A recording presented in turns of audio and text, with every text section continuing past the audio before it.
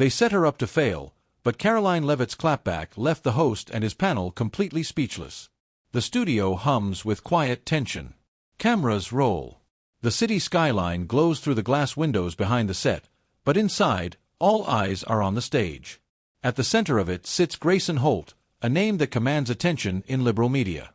He's built his career on razor-sharp monologues, viral takedowns, and the kind of sarcastic confidence that makes his audience cheer and his opponents squirm. Tonight, he's about to take another shot. Across from him, Karoline Leavitt, young, conservative, and completely out of place in this room. Or at least that's what everyone assumes. The panelists flanking Grayson are already exchanging knowing smirks, waiting for the spectacle to begin. Grayson leans back in his chair, crossing one leg over the other, fingers tapping against the desk like a drummer counting in the first beat of a performance. "All right, Karoline," he begins, dragging out her name like a teacher indulging a student who just gave a wrong answer. "Let's cut through the fluff. You're young, ambitious, and somehow convinced that the Republican Party isn't just a retirement club with better tax breaks. Tell me, are you here to defend outdated policies, or are you just auditioning for a Fox News primetime slot?" A low chuckle ripples across the panel. Someone shifts in their seat, amused. This is familiar. Grayson setting the stage for another routine takedown. Leavitt doesn't blink. She clasps her hands together on the desk, listening, waiting. She doesn't rush to defend herself. Grayson takes that as an opening to push further. "I mean, let's be real," he continues, adjusting his blazer as if settling in. "Conservatives love parading people like you around. Fresh face, camera ready. But at the end of the day, it's the same script. Tax cuts, personal responsibility, some vague nostalgia about the good old days. It's predictable. The only question is, are you in on the joke?" The camera zooms in. He's smirking. The panelists are watching with thinly veiled amusement. Leavitt tilts her head, her expression unreadable. She's letting him talk. Letting him dig. Is that a serious question? She finally asks, voice smooth, unshaken. Grayson shrugs, spreading his hands. "Oh, I'm sorry. Did I hit a nerve?" Another chuckle from the panel. The setup is complete. Grayson is comfortable, believing this is going exactly the way he planned. But something shifts in Leavitt's expression. A flicker of something dangerous. Not anger, not nervousness, but certainty. She leans forward, eyes locked on his. She's about to make this his worst on-air moment yet, but he doesn't know it yet. Grayson senses an opportunity. He's been here before, young conservatives coming onto his show, trying to hold their own, only to crumble under the weight of his sarcasm and experience. So he leans in, pushes harder. "You know, Karoline," he says, drawing out her name again. "I have to admire your confidence. It takes real dedication to be part of a party that, let's be honest, would rather see women stay in the kitchen than in Congress." The panel erupts in laughter. Even the camera crew chuckles. It's a clean hit. Leavitt's face doesn't change. Not a twitch. Grayson notices, but he's convinced she's just keeping up a front. He keeps going. "And I have to ask," he continues, feigning curiosity, "do you actually believe what you say, or is this just a long-term grift? You know, say the right things. Keep the donors happy. Maybe land a cushy gig as a pundit." When this all falls apart, one of the panelists, a journalist from an online progressive outlet, smirks and jumps in. "Let's not forget the GOP playbook," she adds, shaking her head. "Find someone young, marketable, and willing to repeat the same tired policies in a fresh package." Honestly, Karoline, do you ever feel like they're just using you? Another round of laughter. The rhythm of the attack is picking up. Grayson sees his chance to land the knockout. "I mean, look at your position, Karoline. You're out here defending a party that fights against diversity initiatives while parading you around as their youthful, modern face. Do you see the irony, or are you contractually obligated to ignore it?" The panelist next to him chimes in, laughing. "Come on, Grayson, don't be mean. Maybe she actually believes all this." Grayson grins. The audience, the cameras, the viewers at home. Everyone is watching her now, waiting for the inevitable stumble. But Leavitt still doesn't blink. Instead, she shifts slightly in her seat, straightens her posture, and lets the laughter die out on its own. A full 2 seconds of silence. The energy in the room shifts. The moment is hers now. Then she exhales, tilts her head just slightly, and speaks. "Are you finished?" Grayson blinks. It's subtle, but the power just shifted. But no one realizes it yet. The laughter dies faster than Grayson expected. He was sure he had her. The audience had been on his side. The panel had backed him up. So why does it suddenly feel like he's lost control of the room? Leavitt leans forward slightly, keeping her hands on the table, her expression unreadable. She's not flustered, not angry, just certain. "Are you finished?" She repeats, voice even. Grayson forces a chuckle, shaking his head. "Oh, Karoline, don't get all dramatic. It's just no, really." She cuts in, her tone so calm it's unsettling. "Are you finished? Because I want to make sure I let you get all your little rehearsed jabs out before I respond." The room tightens. Grayson's smirk falters just for a fraction of a second. The panelists shift. The camera crew, suddenly aware that something real is unfolding, instinctively adjusts their angles. They weren't expecting this. Leavitt tilts her head. Not smiling, not frowning. Just watching. Then she speaks. "See, Grayson, this is what you do. You set people up with smug little sound bites, get your panel to laugh, and then expect your guest to stumble, get defensive, or shrink. And usually it works. But here's the problem. You didn't do your homework on me." Grayson lets out a dry laugh. "Oh, believe me, Karoline, No, you didn't," she interrupts, voice steady. "Because if you had, you'd know I don't fold, and I certainly don't let people like you define me." The room is dead silent now. Grayson sits up a little straighter. For the first time, he's not in control. Leavitt shifts her weight, her voice picking up just enough to cut through the tension. "You call me a token, a puppet. You act like I have no agency, no original thoughts, like I'm just here to regurgitate talking points. But here's the irony.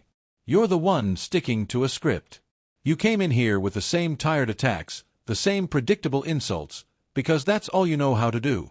Mock, dismiss, belittle. That's your entire playbook. And yet I'm the one who's supposed to lack originality." A sharp pause. Grayson has no immediate response. Leavitt doesn't give him room to breathe. You sit there and act like you care about women having a voice, but the second one speaks up in a way that doesn't fit your narrative. You mock her. You act like you care about young people being engaged in politics.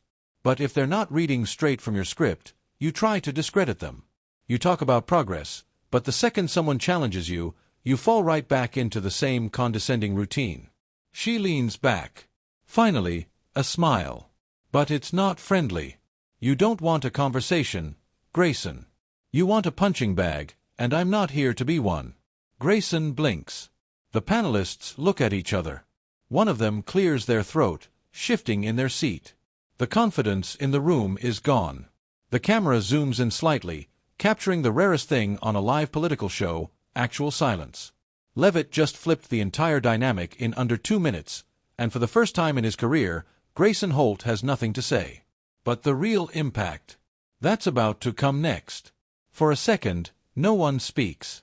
The silence in the studio isn't just awkward, it's heavy.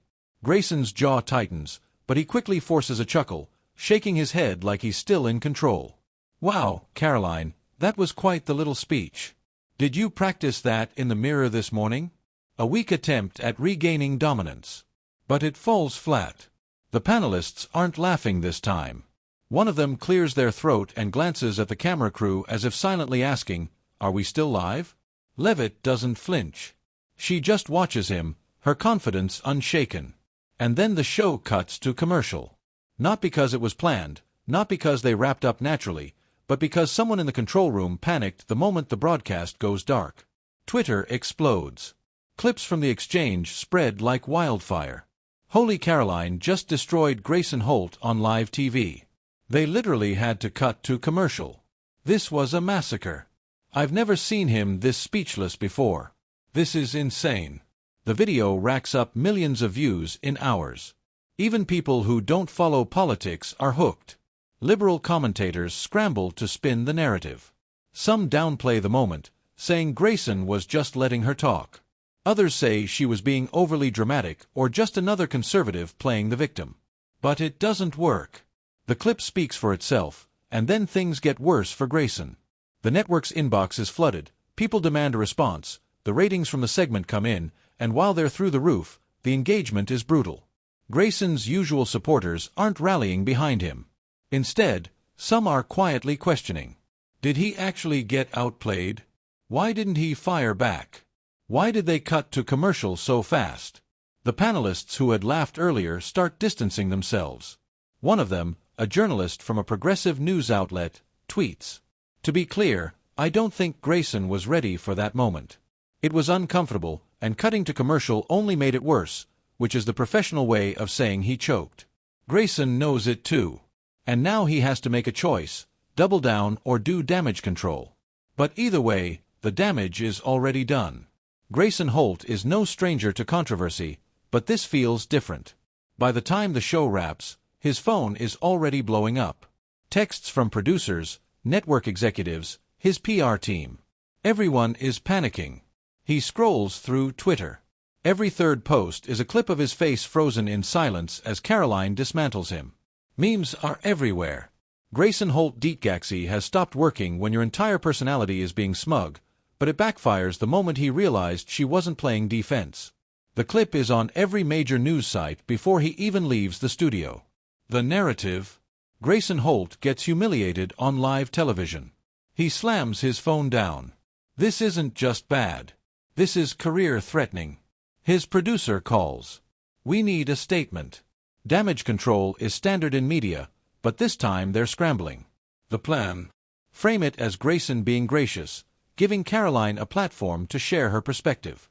Minutes later, his PR team puts out a tweet from his account. "Great conversation tonight with Karoline Leavitt. We don't always agree, but these discussions are important for democracy. Looking forward to more debates like this." No one buys it. The replies are brutal. "Dude, you got cooked. Just take the L. Why are you pretending you let this happen? You got wrecked." This is the PR equivalent of pretending you meant to trip on stage. The network isn't happy. Not because of the viral moment, but because of how bad he looked. One executive schedules an emergency meeting. There's talk of restructuring the panel format to avoid another disaster like this. A leaked email circulates online. It's from an unnamed producer at the network. "We should have cut to commercial sooner. This was a disaster." The leak only makes things worse. Now people know the commercial break wasn't routine. It was a panic move. Grayson Holt was losing so badly they had to pull the plug. And now everyone is talking about it. Meanwhile, Karoline is doing nothing.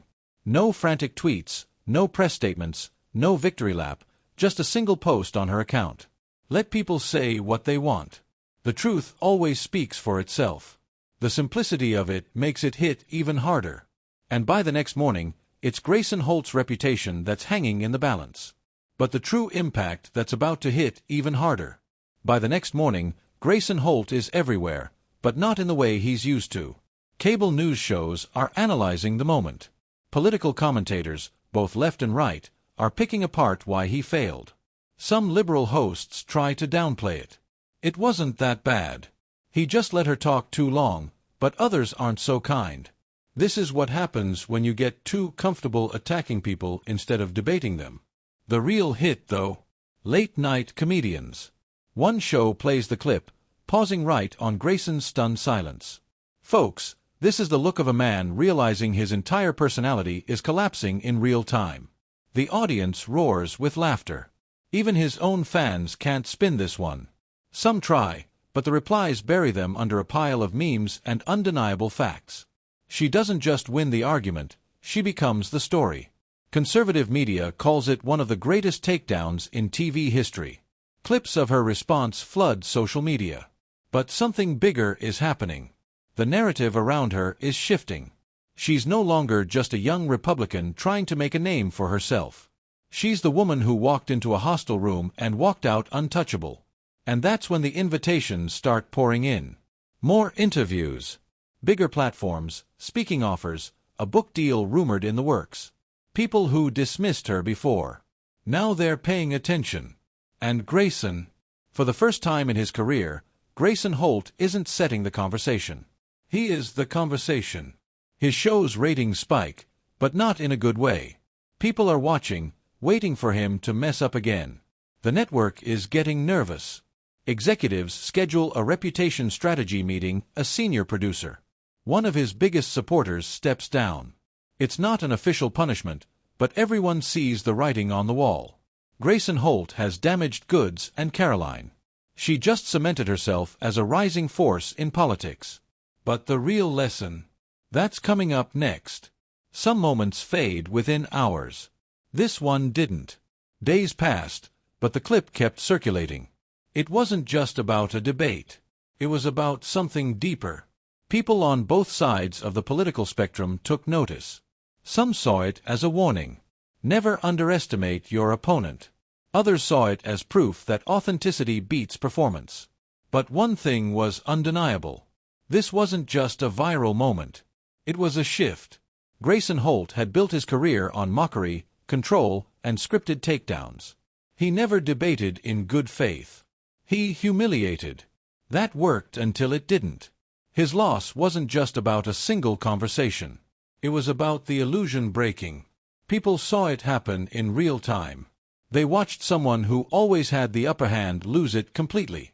And once that happens, the spell is broken. Karoline Leavitt didn't win because she yelled louder. She didn't win because she out-insulted him. She won because she never flinched. She didn't defend herself desperately. She didn't let the room decide how she should react. She stayed calm. She called out the game Grayson was playing. And in doing so, she made him the one on defense. That's what made it powerful.